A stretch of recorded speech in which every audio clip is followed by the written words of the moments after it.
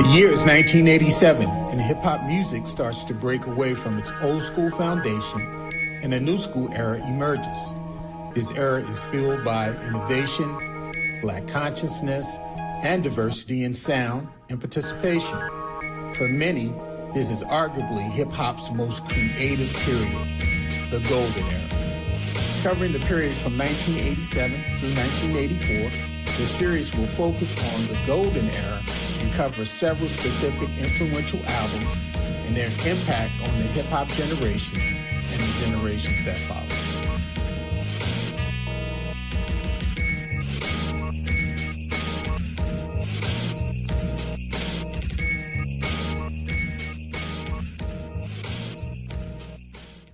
Yeah, what's up, world? What's going on, y'all?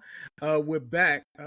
We're gonna say we did have a little technical difficulties last week that kind of stopped us from recording, but we're gonna say it was Memorial Day weekend, and so we needed a break. And so, people had some stuff to do, but yeah, we did really have technical difficulties, and so I'm glad Chris was able to come back. What's going on, Chris? What's up? What's up? What's up, world? What's up, world? So yeah, man. Just ready to get into it, man. It's been a great series so far. Like I said, man, we've been getting a lot of great feedback on this. Just want to encourage people, if you come across this, go ahead and share the link with your people and everything. You can get this on YouTube. Probably tomorrow it'll be available on Spotify, Apple Podcasts, all your social media platforms. And so please check it out. Please share. If you can, tweet or X. I am never going to call it X. It's Twitter to me. Twitter. So go ahead and tweet, Facebook, get IG, all of those things. And before we get into it, man, I want to give a shout out today. It's the guy's birthday. Big O, Big O, Big H, Big O. Derek Jones. If you from Baltimore, you know who Big O is. Save a Yes, Dope sir. Boy. See, I got the Dope Boy apparel on today. Yes, Save sir. a Dope Boy hashtag shirt. I got on the Dope Boy hat. Derek, I met Derek. He was I think he was a freshman or sophomore at Coppin State. I was working at Coppin State at the time in the counseling center, and his mother, she still works there. She was working in the career development center. And so one day we were in a training or something. I'm like the youngest person there. And she says to me, she's like, you like rap music, don't you? I was like, yeah, I love rap music.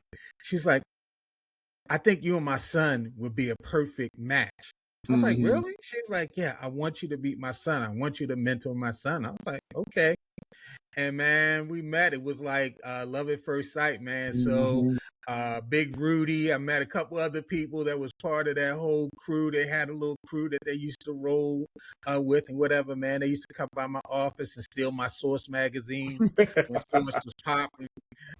Somebody, Derek and Rudy both gone, but one of them got my Source magazine with Africa Bambaataa, Grandmaster Flash, and I'm trying to think. Africa Bambaataa, Grandmaster Flash, probably Kool Herc was yeah, one. it was the old school edition. Yeah, it was the trifecta. It was the founding fathers, and so maybe it's in their collection and all, but nonetheless. And so shout out to the memory of the God Big O. Save a Dope Boy was his outreach to troubled youth in the city. He said, man, when I was a teacher, he taught in local public schools in Baltimore City. He's like, cats was coming to school, that their clothes was broke, and the family was broken, and they see the shiny stuff out in the community, and that was really drawing them to be a dope boy. He's saying, it was the economics of it, which is true. You have a lot of kids that are just coming up and they see it as fast money, and he was using this as an outreach to reach those kids to say, hey, you ain't gotta go for fast money. You can do it this way. He don't eat right, but he smoke good. He don't sleep at night. But he spoke good. Yeah, yes, sir. Yeah. That was the line. He don't eat right, but he smoke good. He don't sleep at night because he a dope boy. Yeah. I ain't gonna try to quote no lines off of that, but YouTube it. It's a great video that goes with it. He had the visuals down and everything. Derek definitely was cutting edge in terms of what he was doing with his music and the local scene. I mean, you were on the local scene. What do you remember about Big O? I knew Ooh from him probably freestyling down to Inner Harbor, right over by the Science Center. There used to just be a group Yes. of dudes that would just be over there now, and they just have a cipher going into the evening and everything now. And that was my first true meeting of Ooh, but we didn't really reconnect until years and years later now, on the hip hop scene, with him and Brownfish. Shout out to Jahidi and everything. Yeah. Yeah. Yes, sir. And then of course, going to um, Judas now Juke Joint. child, yeah, for Judas Juke joint now. I always coined it Thursdays the new Saturday and everything now because Right. we would look forward to Thursday evenings now at Judas Juke Joint and everything now. But he was just such a shining star in the community. When people talk about grassroots, Yes. grass, of course now, but yeah, grassroots. He was the epitome of grassroots. Now he touched the community. Both my boys, my sons, they still, and they're not boys anymore. They're 31, 32. God rest my son, soul and Yes. everything. But yeah, they would still talk about their encounters with Ooh, just seeing them around town. A couple times I had them to perform at Judas Juke Joint and everything, and his calling was the youth.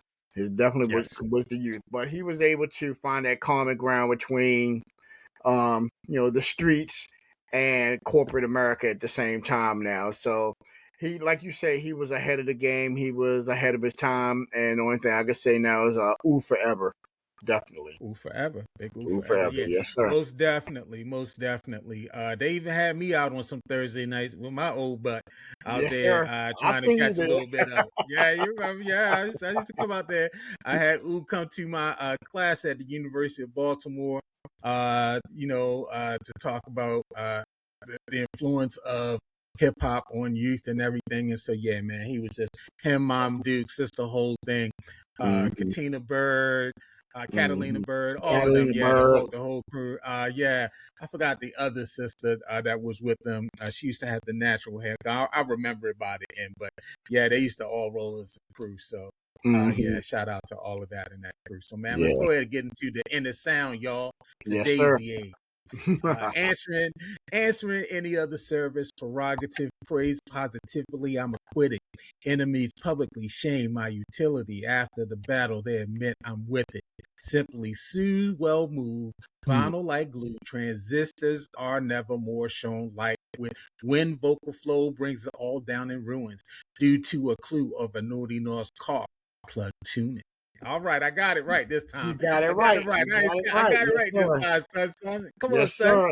Yes, sir. Formed formed in Amityville, New York area of Long Island in 1988. De La Soul consists of Kelvin Mercer, also known as Pasta News or Plug One, David Joliser, also known as True Goy or Plug Two, or Dave, and Vincent Mason, also known as Maceo or Plug Three. The group directly translating from the soul, formed in high school and quickly caught the attention of producer Prince Paul in a demo tape of the song that I just recited a line from, Plug Tuning.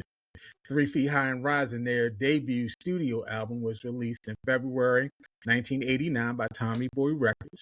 It is the first of 3 collaborations with Prince Paul and was the commercial peak of both parties. In 1998, it was selected as one of the Source's 100 best rap albums, and in 2020 was ranked 103 on Rolling Stone's 500 greatest albums of all time list. It is the only De La Soul album to be certified platinum. Now, the group's Long Island roots may help explain their unique, quirky, spacious, and eclectic perspective.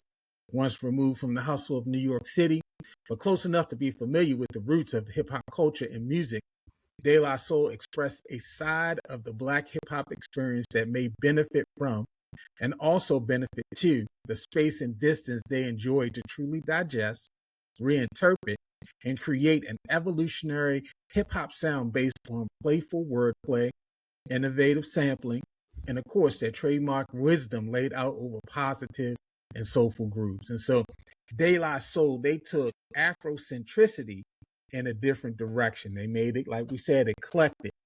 You can have a Gumby cut and wear loud clothing and still be dope. You can knock some people out because a lot of people thought De La was all about the daisies, but it wasn't necessarily about the daisies. They were not hippies. They were marketed as hippies because they, were marketed to a crossover audience.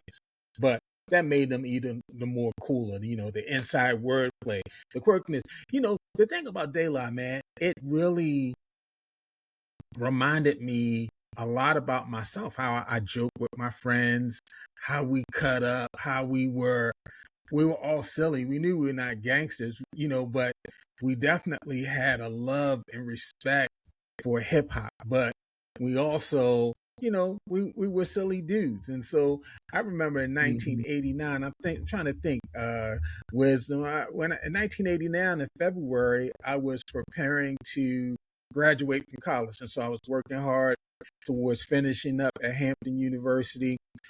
We had heard Plug Tuning in '88, and so that was the single really that came out, and that was playing mostly like that fall when we got back to school, going into the end of the year. Then the album drops in '89, and so in '89, just working hard, going towards graduation. Really didn't know what I was going to do. I wanted to try to find a job because I really liked the Hampton area, Virginia Beach, Newport News. Thought it was a nice area. So I was thinking that maybe I would stay there, find a job, but really wasn't having any success. And so by that time in February, man, I was just praying every morning, man, please, God, let me graduate on time. I had a terrible job. I was working at Hardee's. I'm sure you're familiar with Hardee's in the South. They used to have Hardee's up in Maryland. They don't have any Hardee's anymore.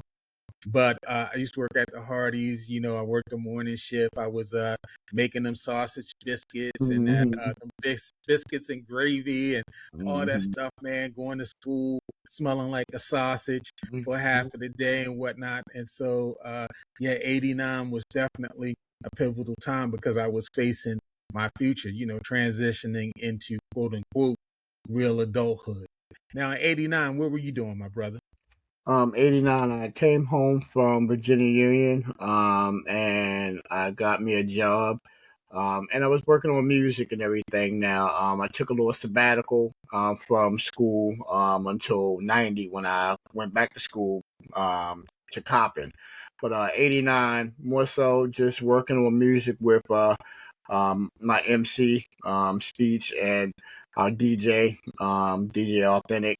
They had different names back in the day. Speech was GQ, and Authentic. He went through a whole iteration of names and everything. Now from Edward Scissorhands to the Grand Wizard, and everything in between. Now, so we Right, definitely had some right, comical names. And then I think I said this before previously on the podcast, but I was TNT because I was the beatbox. So I was the resident right, beatbox. right. I would challenge any and every individual if they wanted a battle.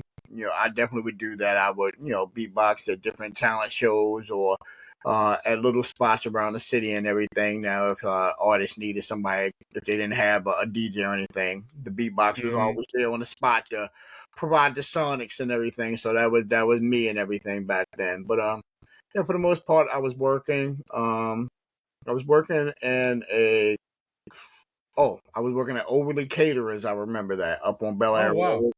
Yeah. Yeah, I was a dishwasher there, of course, now. But then Hey, in the man. evenings, I was in the studio. We were just working on music and everything for the most part. Now we definitely had aspirations of getting signed. We did have opportunity to drive up to New York and I know I'm a little long winded, but I'm gonna get No, this no, no, no, no. Go quickly ahead, here man. now. But we had aspirations of being on Wild Pitch. Stu Fine Wow, yes. was like yeah.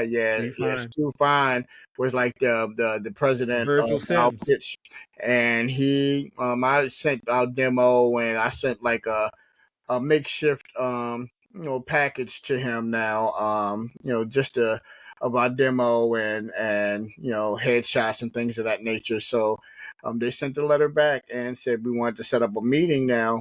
Can you come up to New York? So the intentions was to go to New York. We drove on 95 North. And at the time, my ex-wife, she was my girlfriend at the time, had a Hyundai Excel. And that Excel did not excel. There was no acceleration at all now. The car would not make it up 95. I think we got as far as Oh.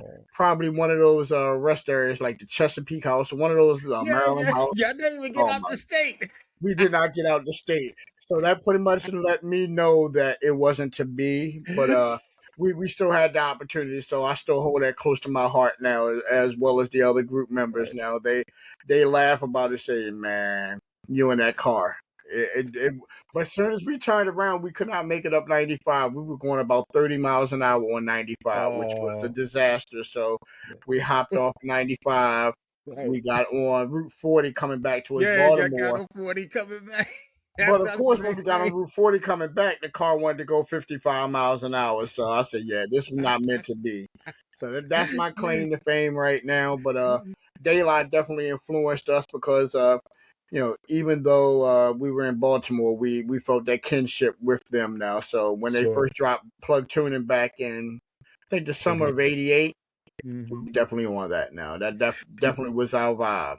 As a matter Definitely. of fact, that was going to be my question. And so, as a group, you guys were influenced by it. I mean, what was your presentation as a group? Were you guys were y'all transitioning to trying to look like De-La? I mean, were We y'all were trying to already sound like there. De-La? We Y'all were were already there. Okay. we were so that's the thing about it now because back then Baltimore had an identity crisis and everything now. So people in Sure. Baltimore, for the most part, we were East Coast, so they emulated New York, and everything. Mm-hmm. As far as the fashion, the rhyme styles, things of that nature. So Baltimore didn't quite have its own identity back Right. then.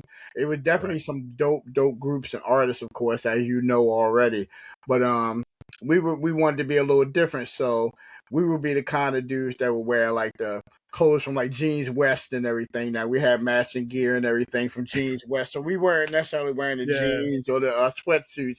We would have our turtlenecks on, or our patent leather shoes, or had the Yeah. Gumby with the bleach on top now, so it'd be blonde on top now. So we were Right. already trying to be different. Okay. Okay. Yeah, yeah. Don't say this to anybody else now. This is just between me and you, even though the entire we need world to is find watching. we need we need to find them headshots. That's what we need to You find. We know need what? to I'm find gonna them find them. headshots. I'm gonna find them. I think my man Speech has a couple of those headshots, so I'm gonna show it so you can get a good chuckle off Yes. of that. We're gonna put them up like we got the Daylight album cover Exactly. up. Yes, sir. We gonna put that up the next time we get through Yes, fitness. sir. Yeah, man. So yeah, very influential, man. And I think for me, I think Daylight really represented what a lot of us were. We were different. We Mm-hmm. were kind of eclectic. Mm-hmm. Yeah, PE, yes, it opened up people's minds politically, socio-political thought in terms of, black empowerment, in terms of, political thought and shaping your paradigm that way. Mm-hmm. But I won't say a lot of people were trying to dress like PE. A lot of people, you can walk around with a big clock on 24 hours a day and stuff like that. And and so I would think, to me, the people that listen to the music with me look like De La Soul. Right. And so it was not unusual once we saw the visual presentation of who they were. It was like, yeah, these are probably dudes I went to high school with, or that I'm in college with, and stuff like that. So that was not Mm-hmm. unusual, and they can rap and they can dance, and they probably whip your ass too if you did something Yeah, wrong. So yes, sir. I've definitely heard stories about them getting busy on tour. People would take them, right, kindness for weakness, so to speak. But especially Mace. Mace was the one you definitely didn't want to mess with now. And ironically, quick quip, here, go ahead. Mhm. myself and my MC partner now, Speech, aka GQ at the time. We used to go to hip hop conference in DC at Howard University, which was so Okay. dope. We met so many artists, and I think this was early '90s, so this had to be maybe '90. And Mm-hmm. we were sitting in on the panel. So I think DJ Iron was one of the people that was Yes, on I the remember panel. him. Everybody knows Iron from 93.9 or Yeah, 95.5. BGC. So everybody knows Mm-hmm. Iron and everything, of course. But ironically, Dave and Pasternoose, they were sitting in the panel. Oh, they actually weren't sitting in the panel. Excuse me. They were actually, Mm-hmm. spectators. They sat directly the next row in front of us. Now I could literally reach over and touch, and we were talking and everything, and he would turn around and he would, add in a few, details and everything. But it was always good that being in that type of environment, you felt connected to the artist. They weren't so you know Yeah, inaccessible. They were, untouchable. Yeah. yeah, Mm-hmm. exactly. They were sitting there, getting information, and then they were also giving feedback. So we're pretty much in that same age range. So they were peers, even though they seemed that they were so untouchable because this is De La Soul. Also met Organized Confusion back then. Now, which at the time Oh wow. that was the apex of lyricism for Sure. myself and my and speech and everything now. And they we went to a showcase and they asked us to get up on stage and freestyle. We froze. Well, I froze. I'll put it this way, I froze. I'm like, Uh-huh. no, Man. you got that. I regret that now, but it was just so funny that I could sit back and say, yeah, we were asked to get up on stage, and we were like, no, we can't do that. No, Right. y'all are up here. We're like here, so. But Right. yeah, that's another little quick story. But we'll let you Okay. get back and guide the ship here now. No, man, we good. Yo, we flowing. We like Kobe and Shaq on this one. We got Yes, it. sir. Yes, sir. All right, man. So let's talk a little bit about the production. All right, Oh you got yeah. we talked about this before. This connection to Sonic. For those who don't know, we're not going to assume everybody knows the background of Prince Paul. Prince Paul was a DJ for Sonic.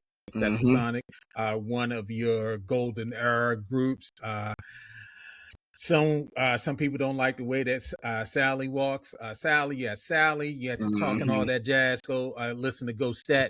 Great Mm-hmm. album, Yes. And so, as a matter of fact, I believe it was Daddy-O who kind of taught the Audio 2 how to produce Top Billing was Exactly. something that he helped them with. And so Daddy-O is known in the game, and you produce Daddy-O as well as having the producer chops. And so Prince Paul, he was not getting a lot of opportunities to produce on the producing end because, Daddy-O was there. He was handling a lot of production for Stat.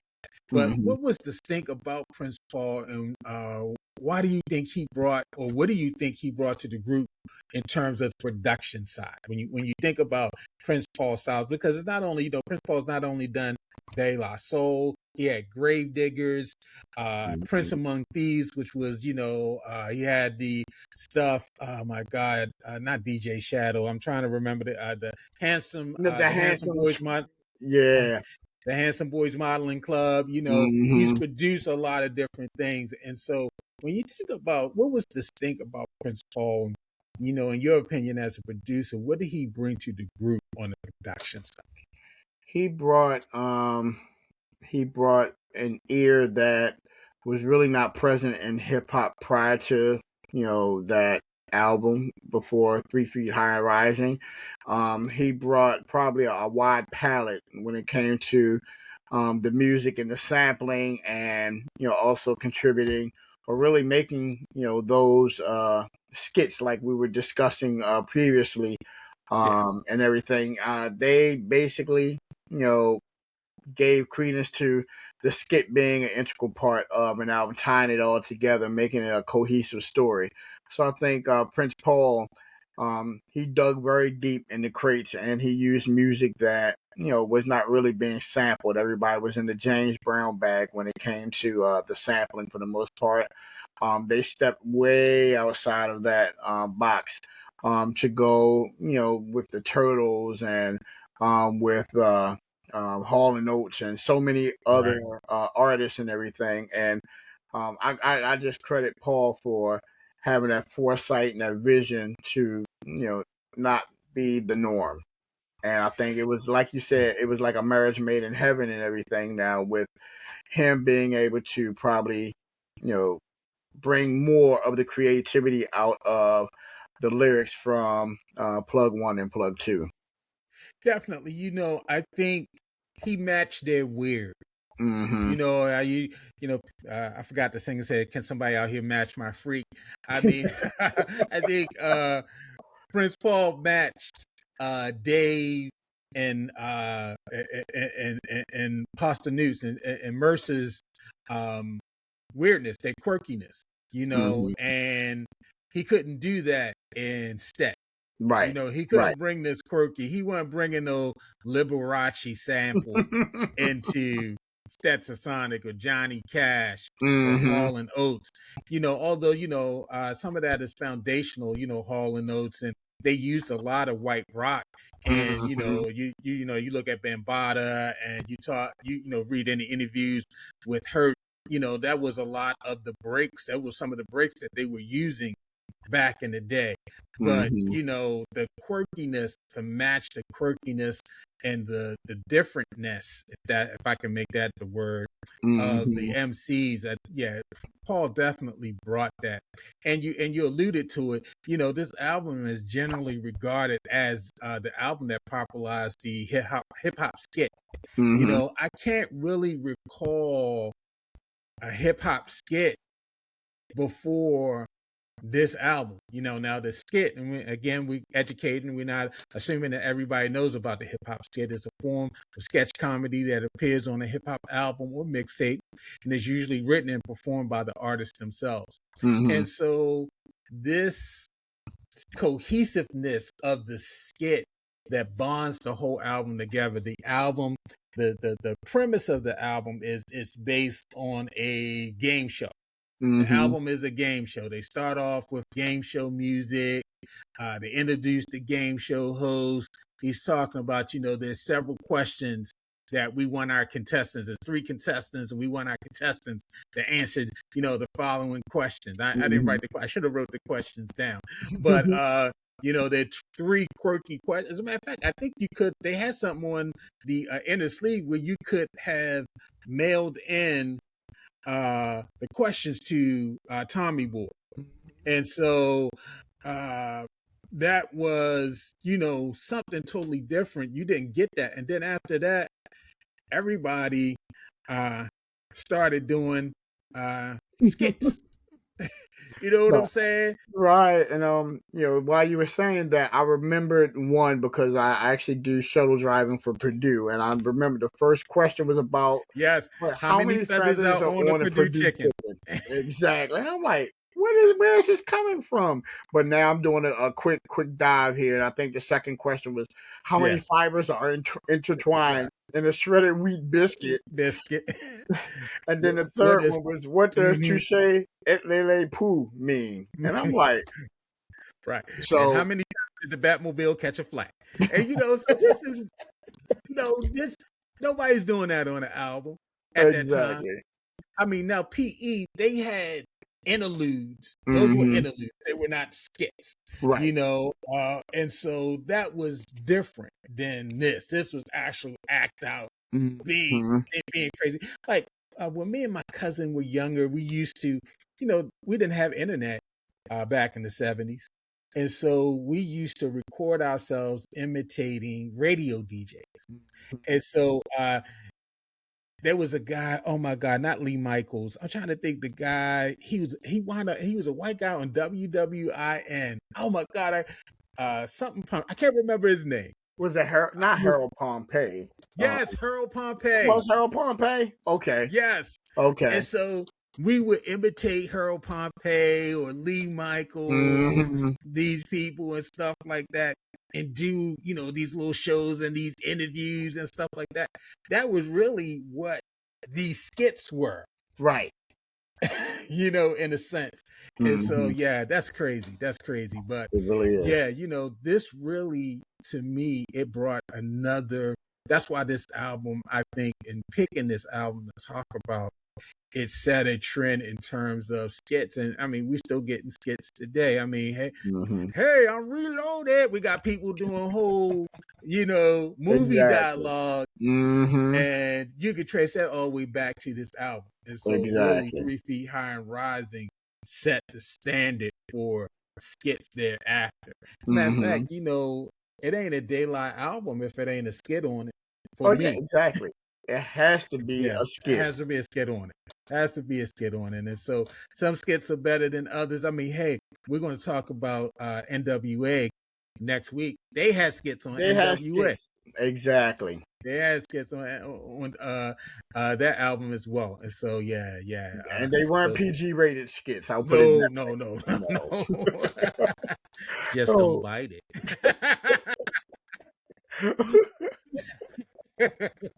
Oh my god! Oh my god! And as a matter of fact, they had a game show on one the NWA out. Was it NWA or was it the one at Chronic? It was Chronic. I think It the was the Chronic had Chronic. a That's had a what it game was. show. They had the Yeah, game show Chronic had skit a on game there. show. Yeah, Yeah. Hey man, let's talk about some albums from 1989. And so, yeah. shout out to albums that came out in '89.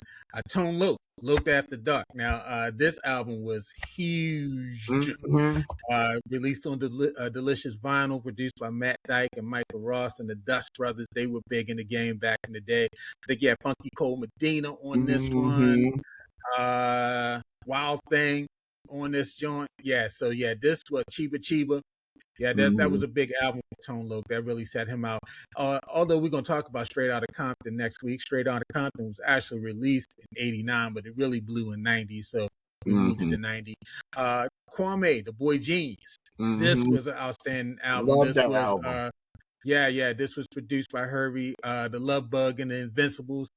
So the Boy Genius, you had Sweet Thing, the man we all know and love, the rhythm, with some great visuals off of that album as well for videos. This was the explosion of the videos. You had Rap City and of course MTV. Chubb Rock with Howie T and the Winner Is. I love this album. I Love think that. Howie T is probably one of the most underrated producers in Indeed. hip hop of that golden era. He Indeed. definitely has some bangers. Let's see, Nasty as They Want to Be Too Live crew. Cool G Rap, DJ Ooh, Polo, Road to the Road to the Riches. Riches. We could probably say this album inspired a gang of MCs, Mm-hmm. Black Thought being one of them. Mm-hmm. So yeah, the Cool G Rap is your rapper's favorite rapper. Mm-hmm. Oaktown 357, Wild and Loose. Hammer had his girls out there. Juicy got So him crazy. Juicy got him crazy. Woo, Juicy boy. got him crazy. Yes, Ain't that sir. something? Yeah, let's the Desolate one, Just Ice. I'm trying to think Just what was on. nice. This was produced by KRS-One, Mm-hmm. and I'm trying to think what joints was on here. Not nothing that you really didn't know. I liked a little earlier Just Ice. Yeah, I like Let's Just see. Ice when he was more so with Mantronic. Yes, yeah. Yeah, yeah. Steezo Crazy Noise. That had the joint on there. Oh my God, it was the video.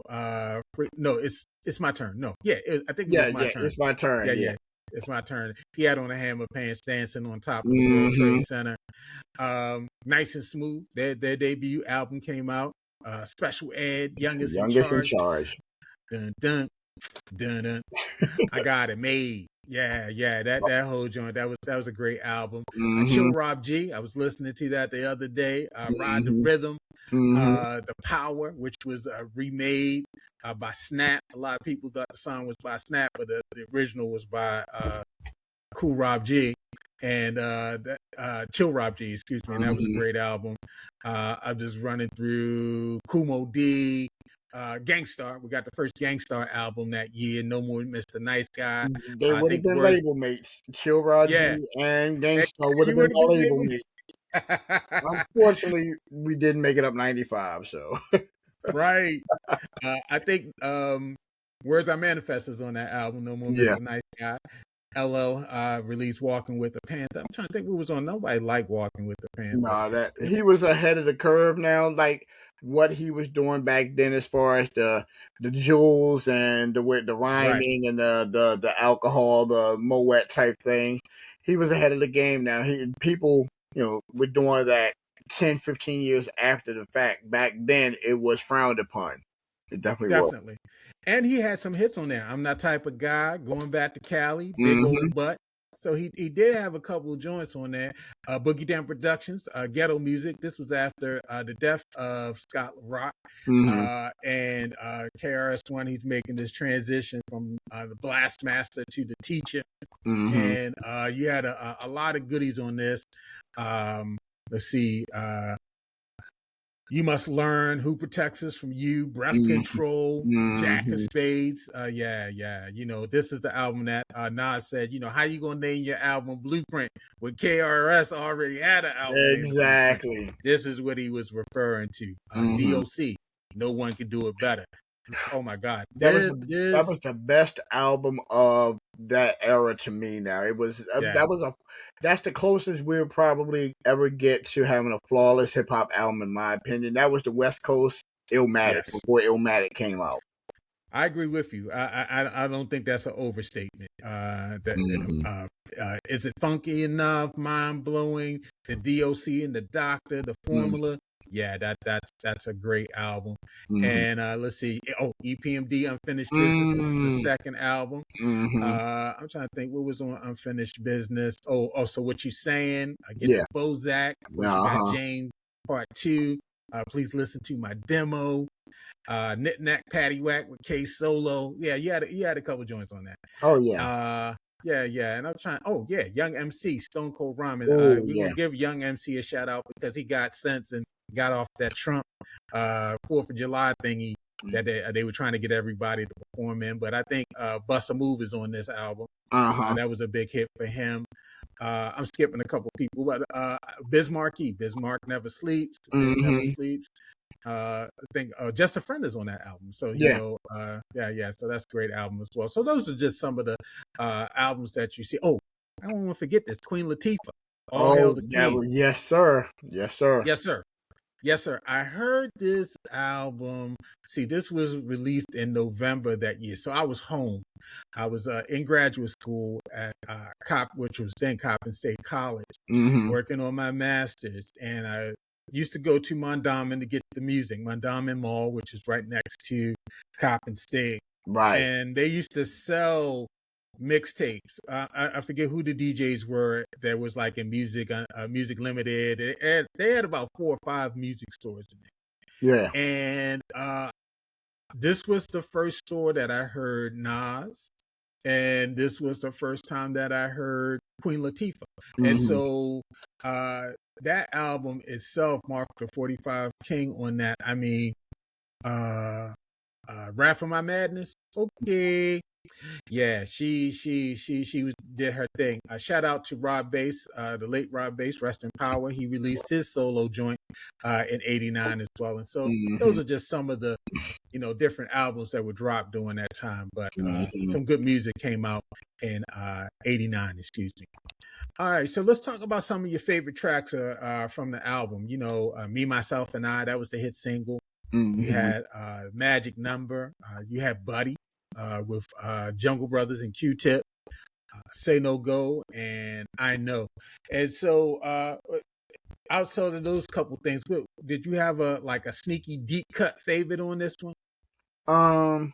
Probably the Magic Number. I love that now. It was just because that sample spoke to my childhood now, with us looking at Schoolhouse Rock and everything now. Just hearing that Yes, sample, it gave me, you know, possibilities as far as being able to dig a little deeper in the crates now. And it was just catchy hearing that being, scratched in as the hook and everything now. And their rhyme styles were definitely different than the norm on that song. But the Magic Number definitely was one of that one, and Say No Go was probably the other joint because I love that Hall and Note sample right there. definitely. I loved Potholes in My Lawn as well. Yeah. I thought that was a great song. So yeah, intertwined with, some of the other stuff. Jennifer Taught Me, Mm-hmm. Can You Keep a Secret? Mm-hmm. Those are some deep cuts, but yeah, definitely Potholes in My Lawn stood out for me. Mm-hmm. Now, one thing I will say about De La Soul, and that's the insert. One of the things that happened, 3 Feet High and Rising is often viewed as the stylistic beginnings of the 1990s alternative hip hop. We had the birth of the native tongue movement, and the Yes, sir. native tongues are Jungle Brothers, De La Soul, A Tribe Called Quest, Queen Latifah, Moni Love, Chi Ali, and Black Sheep. And Mm-hmm. so you had, these groups. As a matter of fact, in '89, um, Jungle Brothers released their album "Done by the Forces of Nature." That was the second album. And so the first album before that, that was already a beast as well. I was Mm-hmm. listening to a little bit of that the other day. And so you really have, Jungle Brothers, we probably have to say is, I think Jungle Brothers and De La are dual roots in, or dual foundation of native tongue. Mm-hmm. And I don't think up until this point we really did not have. Well, you had Juice Crew, you had Boogie Down Production, but they were not movements. These were not other good groups. Willie D and Boogie Down Productions was not spitting hot fire. You Right. know, Juice Crew, yeah, that was a whole crew. You had Big Daddy Kane, you had Craig G, you had everybody in there. And so, yeah, you had some great MCs in that, but that wasn't necessarily these guys. I wouldn't call Juice Crew a movement, Mm-hmm. but Native Tongues definitely were That a was a movement. movement. Yeah, yeah. Did it make you want to go out and click up? Were you going out and Yeah. looking for like-minded groups and MCs? We already had an organization. That's why this album and this group and just that entire collective, we were already somewhat on that same wavelength. We already had like a organization or a clique, so to speak. We called ourselves the FOA. The Oh, FOA was wow. it's called the fraternity, the fraternity of aristocratia. The fraternity of aristocratia? You, you go ahead and talk to my man Speech about that. That was his idea, but we thought it was the dopest thing ever because it was just Wow. gonna be a collective of brothers, and then we wanted to have like the, the feminine component. Now the Sisters of Soul was gonna be the Sure. feminine component now, and everything. And they were gonna be either we are gonna try to groom them as MCs or have them as backup dancers or what have you now, but yeah, we actually had our crew, so it was quite a few individuals, and Wow. we were having him as a backup dancer, and kind of bring him along. He probably won't remember these things now, but yeah, shout out to Shout the out to barbershop, Dwelle. yes sir. Shout out to Yeah. Eternal Reflection now, but yeah, he was kind of part of that fledgling collective that we had back in the day now, and he's even said it quite a few times to myself and to Eddie or Authentic and everything that Hmm. we were some of the inspiration for him falling in love with hip hop, and Wow. I really appreciate him thanking that now. So yeah, we Hmm. were trying to form our own type of collective, but Native Tongues overall was such an influence just because everyone was able to be themselves and be Right. dope at the same time. Now, if you have a collective and you're whack, that doesn't work. Right. Yeah, don't have a collective and nobody can rhyme. There's no DJ, nobody Right. that can. Yeah, that doesn't make sense. But we were trying to really be in that same vein. Not saying that we were lyrically on the same level, but we were high level when it came to the concepts and the rhymes and things of that nature. We just didn't get that opportunity because this Hyundai Excel would not make it up 95. But besides that, everything else was there. Now we just didn't have the proper vehicle, but outside Right. of that, yeah, Daylight and the entire Native Tongues collective now, it it definitely it showed us the right path now. And like you said, you at the time being maybe in Hampton, but you were kind of in that same wavelength, and then you came back to Baltimore now, and being at Coppin, we saw the influence of De La Soul now. We saw where people were not trying to necessarily dress the same. We were starting to see where people thought it was okay to be different now. Right. Yeah, yeah. Definitely people start crewing up. And that was the big thing. People Hmm. really started getting into the crew love, and trying to, this was pre Wu-Tang, and so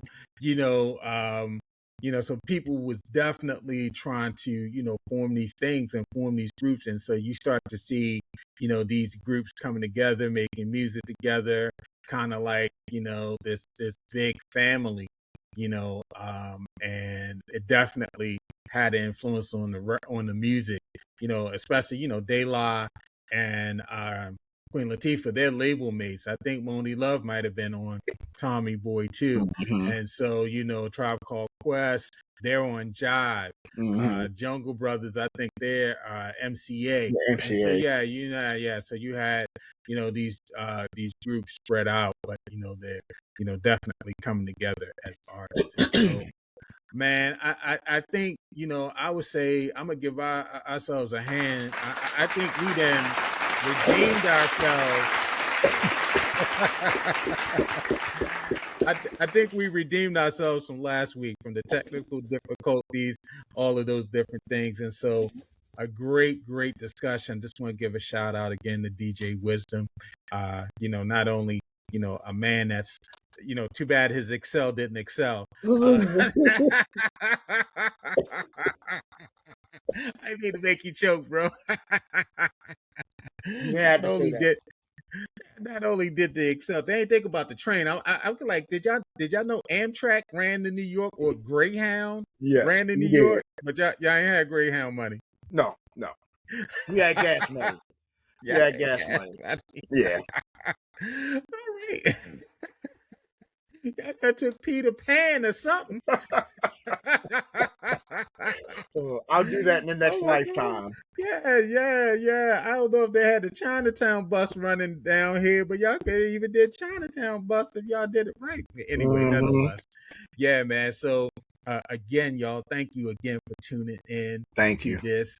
Next week, we're going to come back and we're going to talk about the most dangerous group in hip hop. As a matter of fact, that's what they were called by the FBI. This album really struck a nerve with law enforcement, and for a lot of us, we didn't really we know the police are bad, but we didn't know they were that bad until we saw Rodney King and all these things. And so we're going to talk about F the Police next week. We're straight out of Compton, niggas with attitude. Yes, there you go. There once was a boy from around the way. Easy. Yeah. Man, shut up. Oh Lord. Yeah, that was Easy Does It was a great album.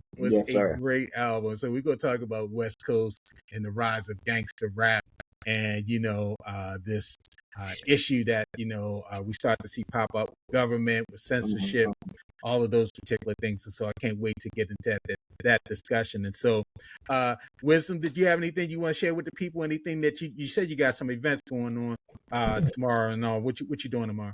I have for the city of Raleigh. I have to DJ for a community event. It's like a summer kickoff in South Raleigh. So I'll be doing that from 11 to 2. And then I have a private event, a party that I have to DJ from 7 to midnight. And that event is actually going to be 2 DJs. So me and another DJ, we're going to be trading off. His name is DJ No Request, and everything now. So yeah, we're going to be trading off, and we're doing a party. It's a dual party for 2 individuals and everything. So we're looking forward to that and everything as well. So I'm going to be a little tired after the events, but it's well worth it though.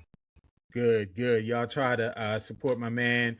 Find him on the internet. What's your IG handle?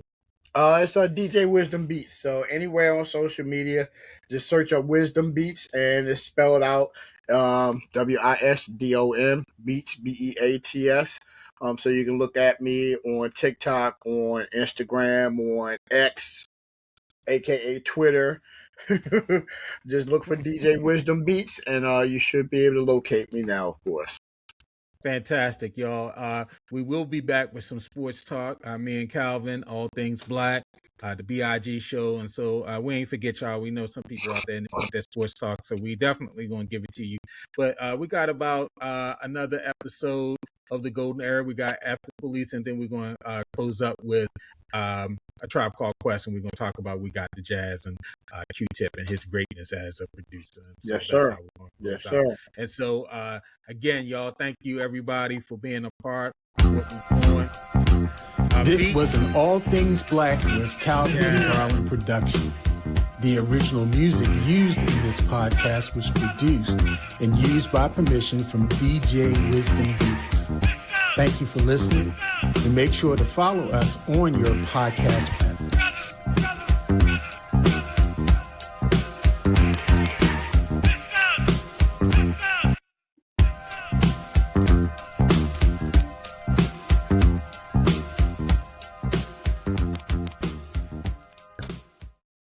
All right, bro. Don't forget to let it upload. Peace.